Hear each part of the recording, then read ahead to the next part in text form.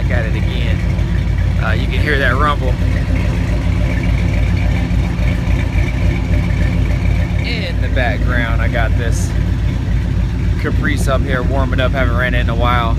In the process of moving here, so cleaning out my garage and moving on into a house. But I wanted to do a quick update on my radiator. I realized I never updated you guys on the radiator and how that's all been working out. So far so good. I've only really driven it like once or twice, but no leaks yet or anything like that. If you didn't know, I got a new radiator because my old one was defective. I had it swapped out by Summit. Summit was great, swapped it out, sent it to me in like a day or two, and it was here. So I wanted to give you a quick update on it.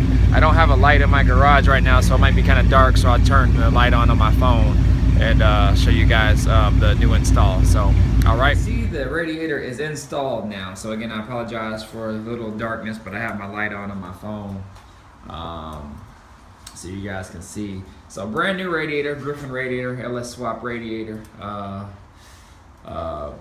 Made these little brackets here to kind of install it. This one actually isn't as clean as my other one. There's some scratches here on the top, but at this point, man, I'm not being picky. I just want to get the car running and keep it running, and if it doesn't leak, I'll sacrifice those scratches. I think eventually I'm probably gonna make a cover for that. So, but yeah, it's installed and everything seems to be okay. No leaks or anything like that. The leaks you see down there on that cardboard is from my other car. Has a little bit of an oil leak here and there. But yeah, so everything's installed here, and again, no leaks. Got that all wrapped with Teflon tape on that drain plug, and on the other side, everything seems to be okay.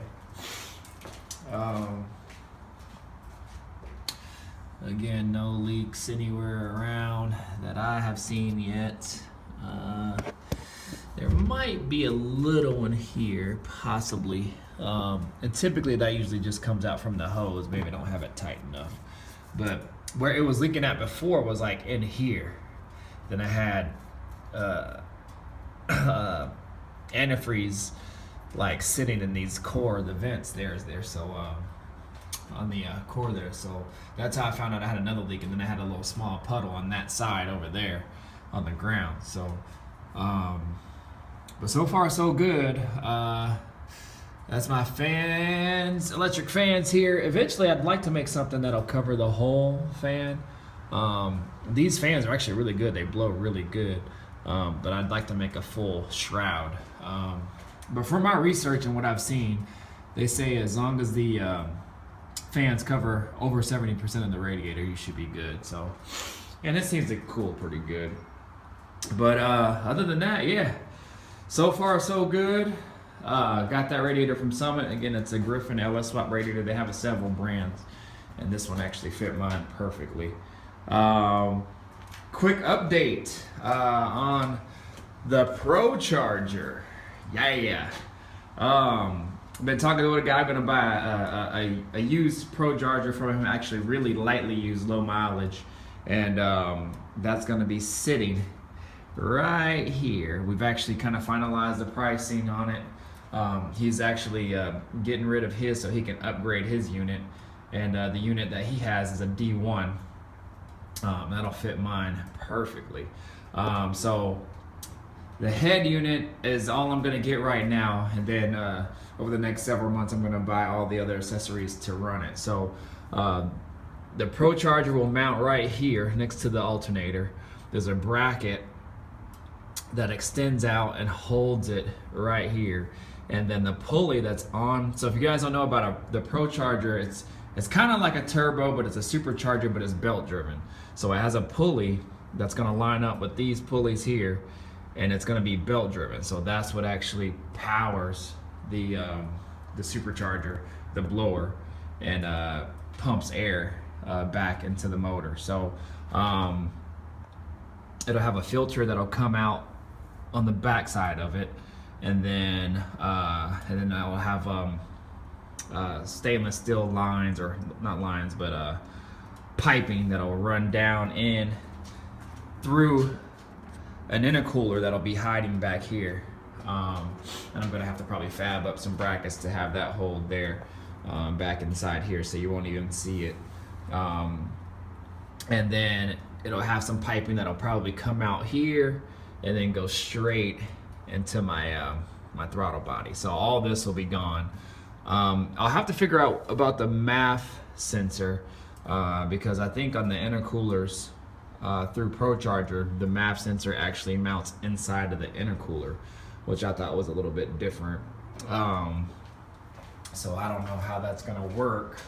I don't know if this comes out or what, or if this is all attached to one unit, because obviously that's not gonna go into my sorry y'all, I got cut off, got a phone call and cut off the video. But anyways, we're just talking about the MAF sensor, so I have to figure out how to run that MAF sensor when I get all the accessories and stuff for the Procharger in.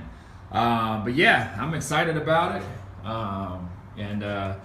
Actually I'm gonna go solidify the deal today, and I go ahead and pay for it, and then he's gonna ship it to me. He already has it all already taken off his car, boxed up and ready to go.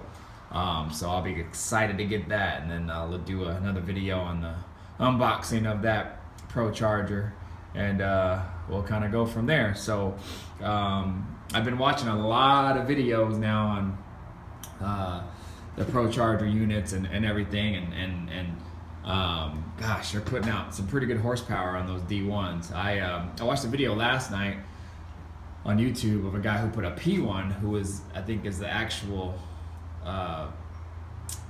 version before the D1, and when you added some long tube headers and some axle back exhaust and a few other things and a conservative tune, he's putting out 7 pounds of boost and was getting about 600 to the wheels on a stock 302 Ford Coyote motor. So I thought that was pretty amazing to get 600 to the wheels. The guy that I'm buying my Procharger from has a GTO, and he put stock internals. I'm not exactly sure if he has any other minor upgrades or bolt-ons, but he put 541 to the wheels. Mine here, if you guys have been following me, if not, is a lightly built 5.3 motor out of an 02 Tahoe. I got a mild cam in it. Flat top pistons, I upgraded to forged pistons. What else? Headers, exhaust. I upgraded the rockers. I mean, I did some stuff to it, so it's upgraded pretty good. It's definitely not stock, but I have the stock intake on it and all that. So I'm hoping I'll be pushing 550 to the wheels is what I'm hoping. So we'll see if I can get 600 to the crank or more, and 500 or more to the wheels. I'll be happy. So we'll see. My goal was to get 500, and I think with the Procharger setup, that'll allow me to do that. So anything over 5 is a blessing. But yeah, I just want to do a quick video, and probably my next steps after this will be a rear end. So I probably won't get all that horsepower to the rear with my stock gears in it. Actually, I won't, but I'll have to upgrade that, and that'll be another video another day. But I won't be driving it hard or anything with these stock gears in it anyway, so until I can upgrade those rear end gears. So anyways, lots going on with the Caprice Classic. Yeah. And windy as heck outside today. It's nasty. I'm about to go inside and get warm, and probably go hit this gym. So anyways, y'all, peace out, and we'll see y'all later. Peace.